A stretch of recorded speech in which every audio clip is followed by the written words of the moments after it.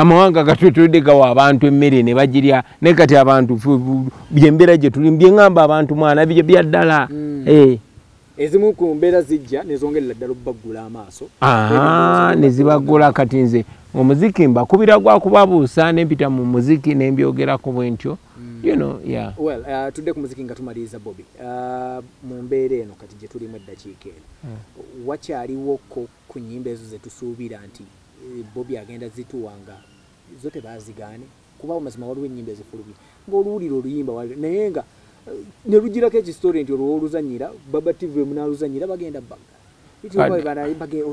era nga bw'ogambye ne zigirako ekistori gavumenti etufuga ekimanyi nti byekola emenya amateeka ensonga lwaki tebabawandikira baluwa nti temuzanya luyimba abakozesa kibuli kati byakiyaye byakibanda ontegera kyeŋŋamba so nze ennyimba zenyimba kuba njogera amazima ate byenjogera tebibwemula ate tebimenya amateeka kuba singa nalimenya amateeka bandinsibye okitegeera so just omuziki gwange president gwina engeri gye ngumusabula n'aguwulira kati ye kyalina okukola akaana buganyi okitegeera kyebagala ddoboozi lyange libeere kuki kumpewo olaba n'akayimba ka korona akagezaako okutaasa eggwanga akagezaako okutaasa eggwanga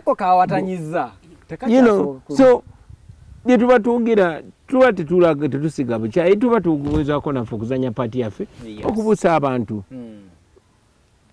okay kati essaawa eno wano we tuli ku Bobby nti kati endongo tugitegedde kyagikuba wawawo nti ebijiddeko stories n'ebirala industry yaffe eno obadde ogigoberera of recent naddala mu music industry? Of course mpuliriza music naye si nnyo nga bwe namuwulirizanga naye mpuliriza ku buyimba owabacoze ni Becky nenga kati wana abaana baaliwa balabika baali babebi ffe twabeerera naffe nga tuli bavubuka nnyo nga bo so tulina abafefe busika badde kaana katoka baby juice naye kati muwulira akasukarapu ziringa za Tupac so industry ekyuse igeze ba 6 inch 10 ba Dax Vibes there's new breed of artists right. Newankubadde naffe era abamuzee wakazi naffe tukyaliyo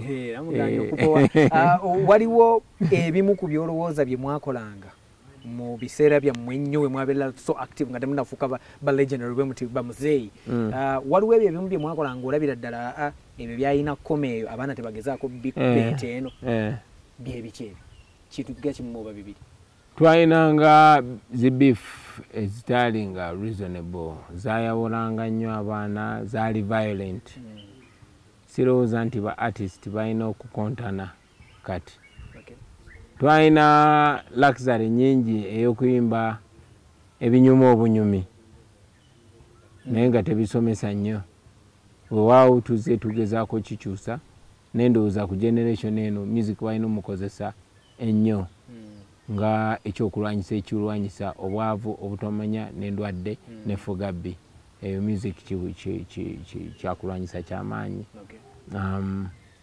yeah ate ffe twayimbira mwana nga bakawboyi bali solid nga tebeemolamola tebyali byakusaaga naye generation eno ba artist of course bali very talented naye balina to okubeera hard ne batabeera bakwemolamola okitegeera kyenjogerako okay intro ya Badman by far eraga nti father told you there is more politics in the music industry than in the parliament right now oli mu parliament music ayimiridde atya is that statement still standing? Anti kakati music yayingira mu parliament twalinda parliament ejje mu ndongo negaana of course there's politics in the music industry okay there's a lot of politics in the music industry. There has always been a lot of politics in the music industry but there was much more politics in the music industry than in the parliament back then. Twalaba ekifaananyi ng'olina Rio Gagamelian Buju Banton man. Project tugisuubire oba kuba waliwo abamu abatulaga ebifaananyi ne tulinda ennyimba ne tuzirindira ddala mwana wattu ne tulinda ne tubivaako. The ballot or the bullet. Yeah. Kayimba kajja kufuluma gye bujja. Soon, very soon. Yeah. A brief about Rebel Salute. Nkulabye performance emirundi 2 back to back. Ogenda no performing abantu bono bategeeza obudde n'ebirala. What's the whole event all about? Rebel Salute. Rebel Salute yaba rebel. Yaba rebel kwegamba concert yabo ba artist abali revolutionary. Okay. Abogera amazima ne wekaba gabulabe. Yeah. Kati myaka gisuka mwabiri geberawo, you know, nange kyali kyakitibwa nnyo okufuna omukisa okubeera ku eyo concert. Okay. Yeah. Back to back ng'ojja okikuba.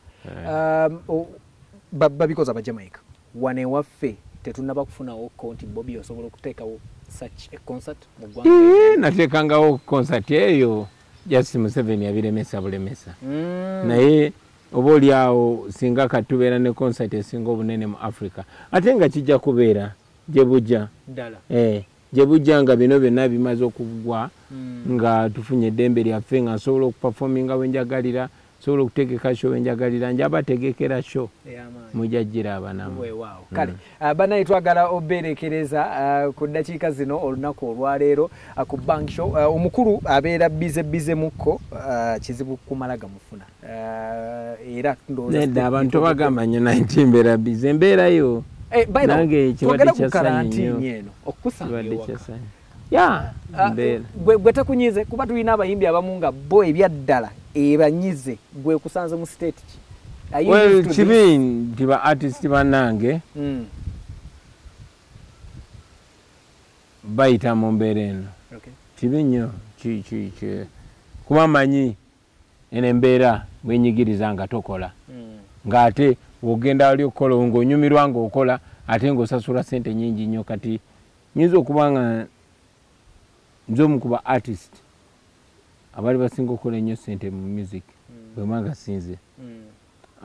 So kubanga tewali nsonga lwaki omulimu gw'okunyumira abantu b'okolera bakunyumirwa naye nga tosobola kukola kibi kyamu naye ate n'embeera yonna yona ekulemesa okukola ekubya obwavu kinyigiriza era mbasaasira ba artist bannange manyibwa ekifiiringa kuba nkibaddemu emyaka 2 okitegeera. Naye bino bijja kuggwa naye era njagala oba oliawo nabo kiba paintingera ekifaananyi omu ku bo kyabeera ayitamu so that tustandinga ffenna okumeka sure tewali n'omu ku ffe ayita mu mbeera eno oba ateekebwako mbeera eno kuba kati nembeera obulwadde bwagitaddeko si muntu naye gwe omanyibwa ekifiiringa nga waliwo omuntu akutaddeko embeera eno ate nagikuteekako gwe nga ggwe nga tolina musango gwokoze ate bakyalibo bennyini bemukola omulimu gwe gumu n'abamu ne bakisima naye tukirekere Allah okongedde mpolampola ako naye kadde kansonga. Okay, kale banaye twagala oberekereza naye nga tetunaba kubata Bobby abantu bonna njagala bansiibulire abantu bali mu Busoga bana nsangaire okwogera konimwe kyakabinyonnyo mwekuume kikulu abasobola okusigala ewaka musigale waka naye manyi nti embeera si nnyangu nnyo so ne bwoba olina okubaako emirimu gy'otambuza